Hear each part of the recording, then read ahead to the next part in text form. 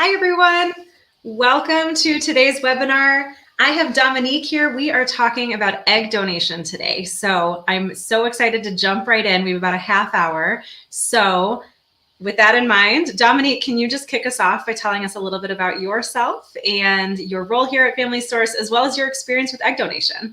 Of course. So my name is Dominique Sarabia. I am a 6-time egg donor. I've donated my eggs 6 times to 6 different families. I currently live in Toledo, Ohio with my boyfriend. We have 2 Shih Tzu puppies that we spoil rotten and love them so much.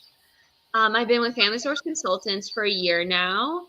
I just joined in December 2021, and it's been a great year for me working at Family Source Consultants. I love it because I love being an egg donor, and I have a huge passion for it.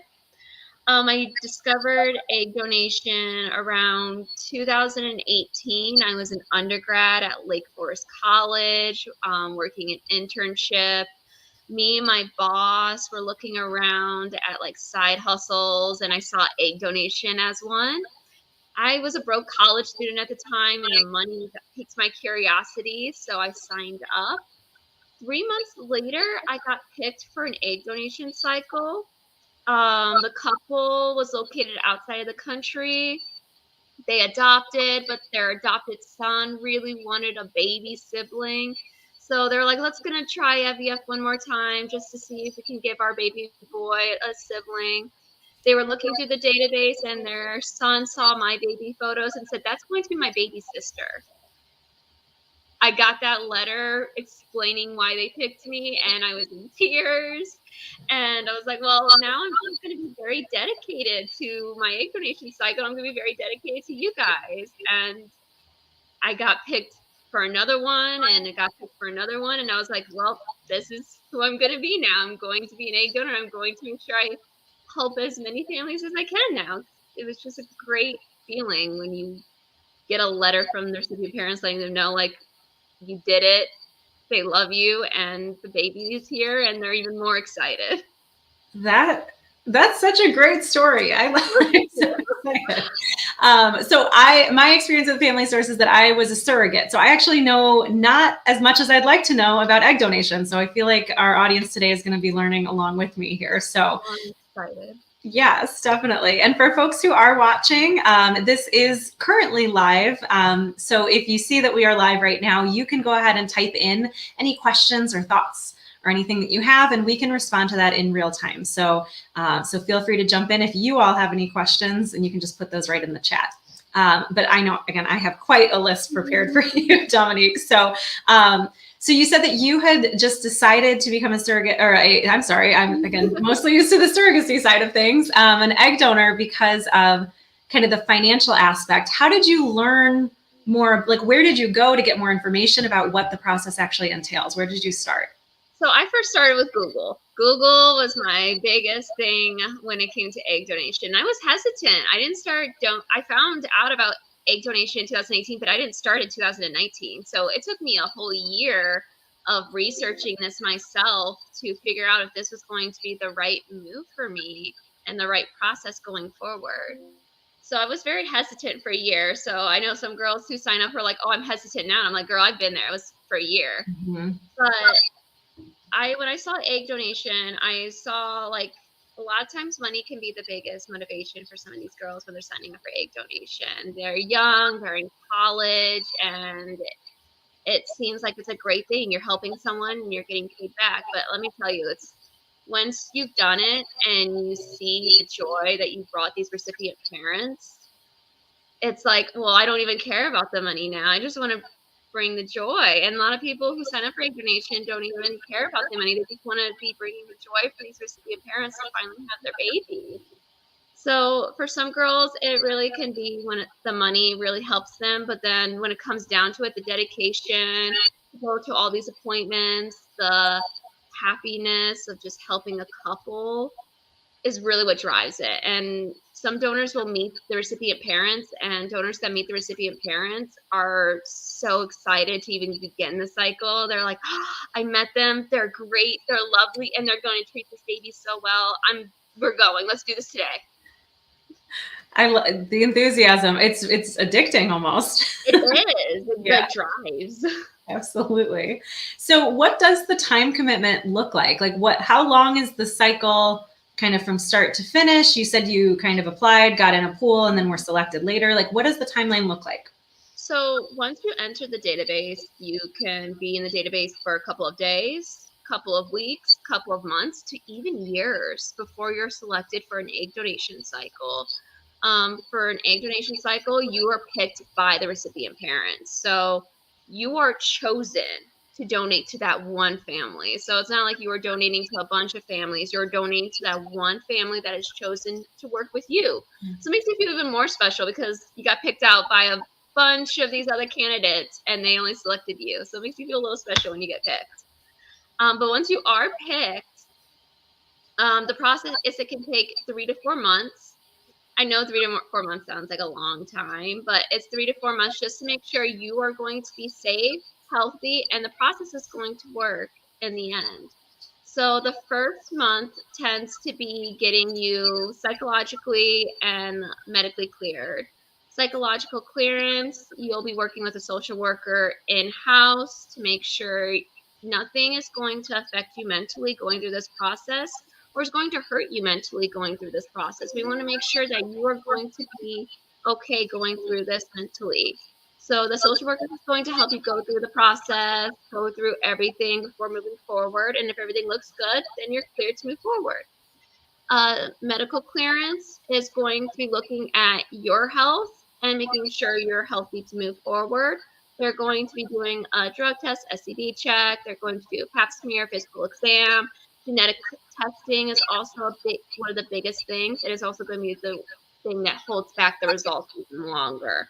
Genetic testing is going to see what genetic diseases you can carry and pass down to the child or even your own potential children. And you do get those results and you get to have them. And it comes in very handy when you have your own family as well. But once you get your genetic testing and everything looks great to move forward, then it's going to be legal clearance. And legal clearance, the recipient parents get you an attorney and they have their own attorney. And it's just negotiating back and forth between what is it going to look like, communication going forward from the egg donation cycle and setting up those boundaries. And your attorney is going to help negotiate your side and feeling comfortable. And their attorney is going to negotiate their side to make them feel comfortable. And then once everyone is comfortable with what was set up, everything is signed, dated, and sent back to us. Then we help you and the clinic go through a calendar to see how injections go. Injections can be 8 to 14 to maybe even 18 days long. You inject 3 needles into your abdomen a day. And even though the process sounds exhausting and like, oh, I'm injecting myself with needles for that long, it goes by so quickly and you don't even realize you've been injecting yourself for that long. And sometimes you're like, oh, that was just quick 1 to 2 weeks with just injections. But you have daily monitoring appointments with either a clinic near you or the clinic the recipient parents are working with. And those appointments are just checking to see how the eggs are growing and making sure your estrogen levels are right where they need to be. And then once everything looks good, you get a trigger shot and then surgery right away. And it's done. So surgery sounds kind of scary. What's the recovery like from that? The recovery process, I've seen girls who wake up and they're like, I'm done. They like hop on the plane, go right back home. And then if you're me, I need a couple of days to recover. I like to lay in bed, kick my feet up, let my body decompress from all those injections.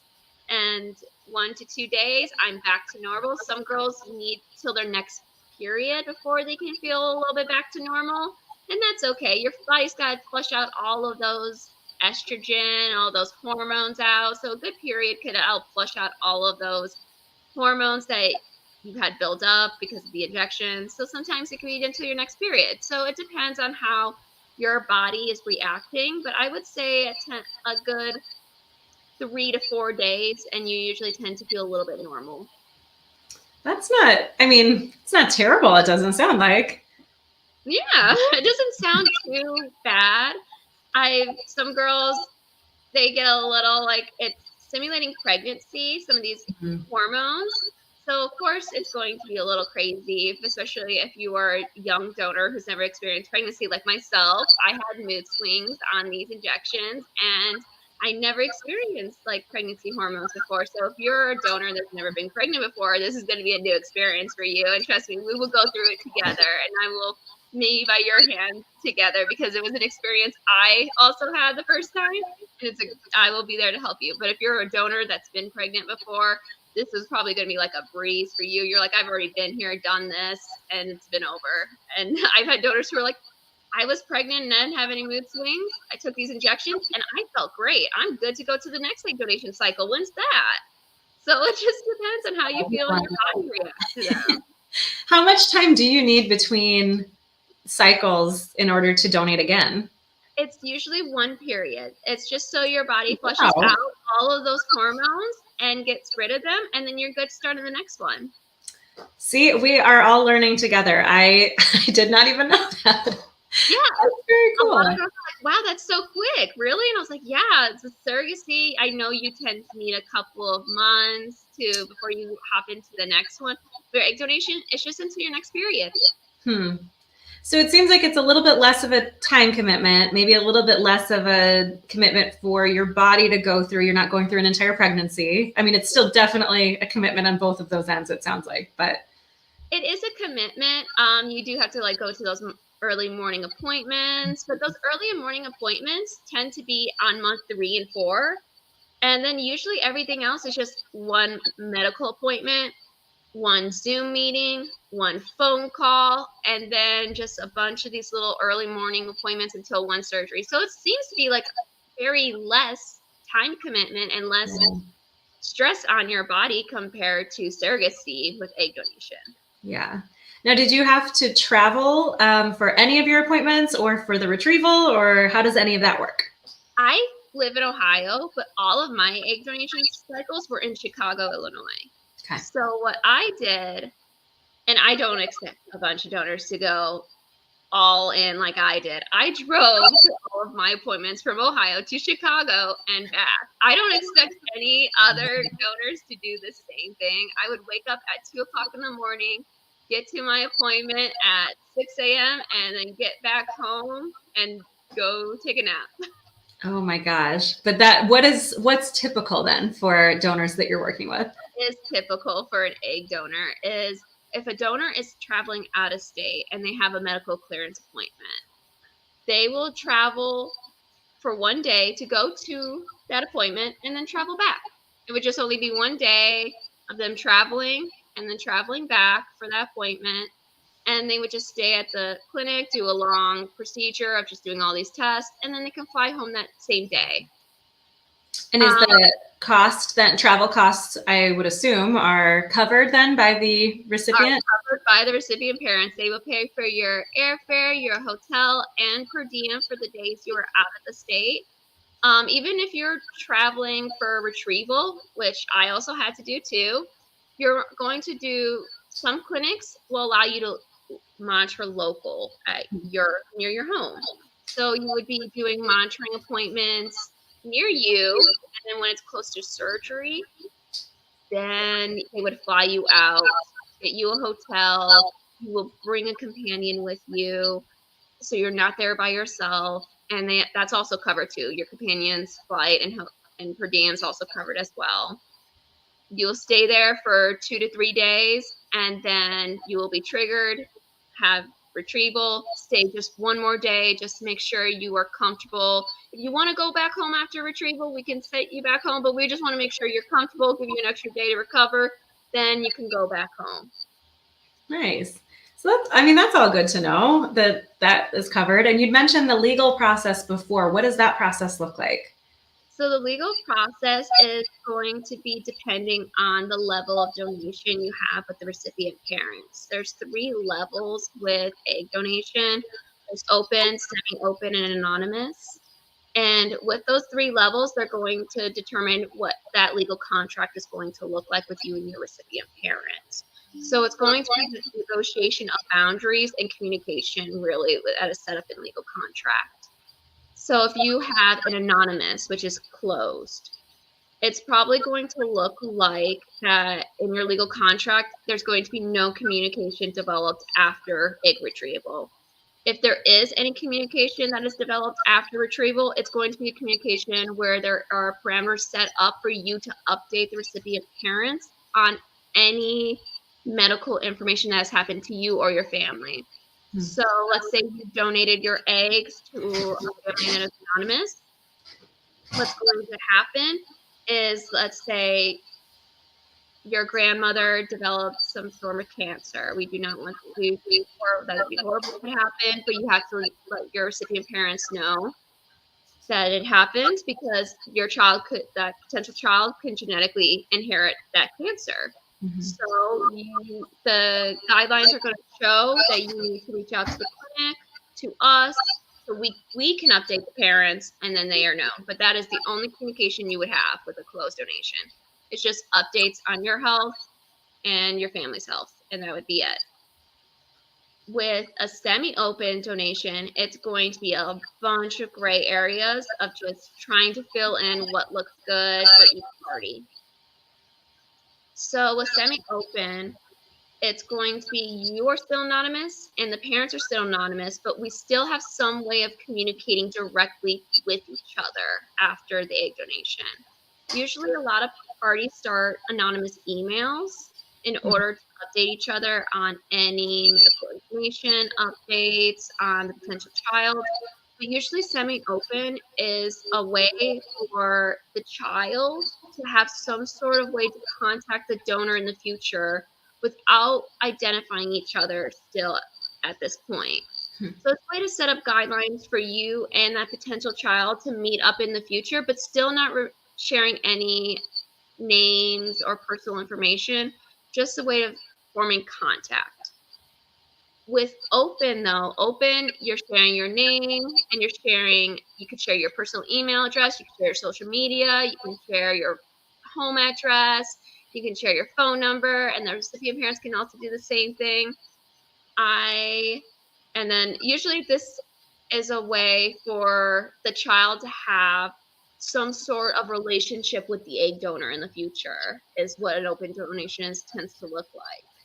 So with an open donation, the recipient parents just want to make sure that there are some boundaries and guidelines for you and the child to have when it comes to reaching out in the future.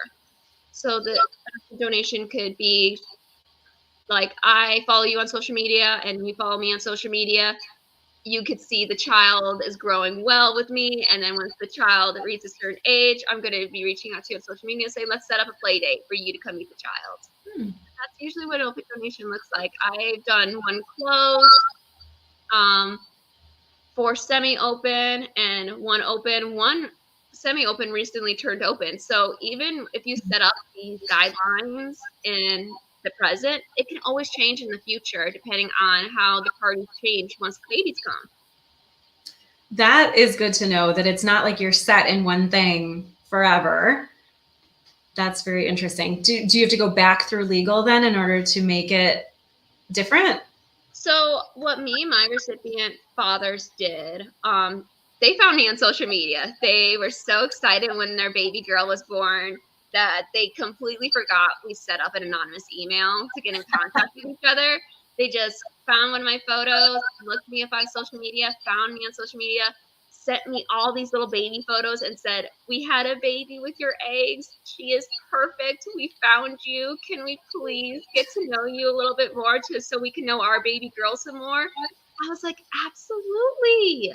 So we opened up our social media pages. We still go for the forms of the legal contract. Our legal contract stated that when their baby girl reaches a certain age, that they'll reach out to me over email, which is now gone out the window.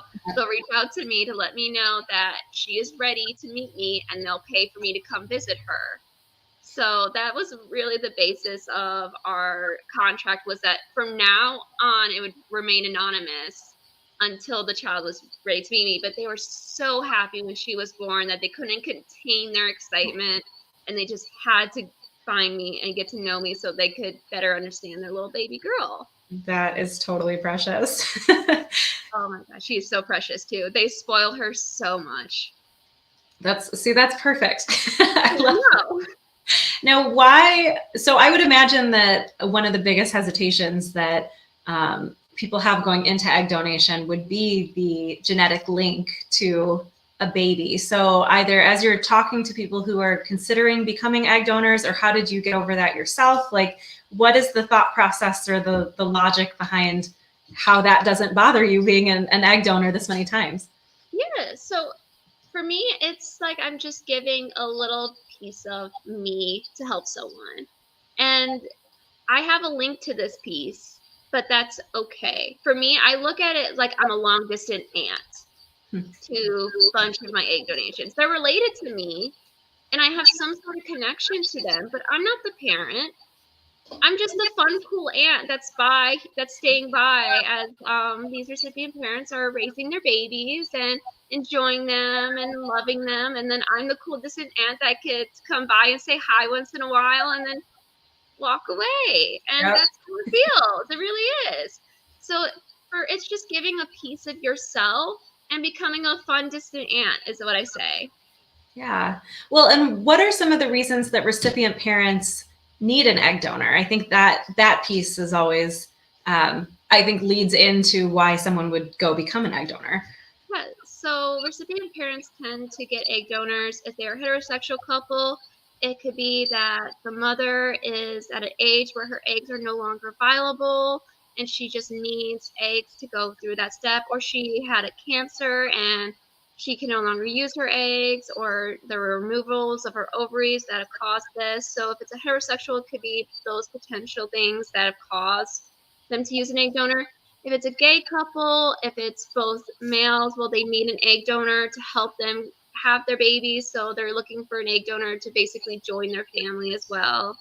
And then with two female couples, it could be that they're in the same predicament as the heterosexual families and they both need eggs, or maybe they both have like a genetic disorder that they don't want their child to inherit and they need an egg donor to help prevent that from being inherited to the child as well. Yeah. So then as the egg donor, do you get any say? I know you said that the egg donor is the one selected by the recipient parents. Do egg donors get any say in the type of family that their eggs are going to be donated to? Egg donors will get to know what type of family they're donating to, and they can always say yes or no if they don't agree with that lifestyle that the family is living. But usually they don't get to pick what families pick them. Usually they are selected and they can agree to donate to that family, or they can disagree to donate, or they don't have to donate to that family. So that's usually how it works. Egg donors don't get to pick what families they donate to. They get selected and they get to agree to donate to that family or not. Okay. So if they just wanted to donate to like a gay couple, for example, they kind of could, but it's after you get selected. You don't get to say that up front. You could put in your profile what the ideal family looks like that you would love to donate to. And then you can also put on your egg donor profile what type of families you feel uncomfortable donating to. We usually see egg donors put that they are uncomfortable donating to families with alcohol problems, with drug substance use, or if they're a broken family. So we have donors that put down that they're uncomfortable to donate to certain families. And they will say that, and they also ask, like, hey, is this family like in that area? I'm like, no, you're fine. We're all good here. I've had one egg donor who did not want to donate to a single parent because they were concerned about financial stability.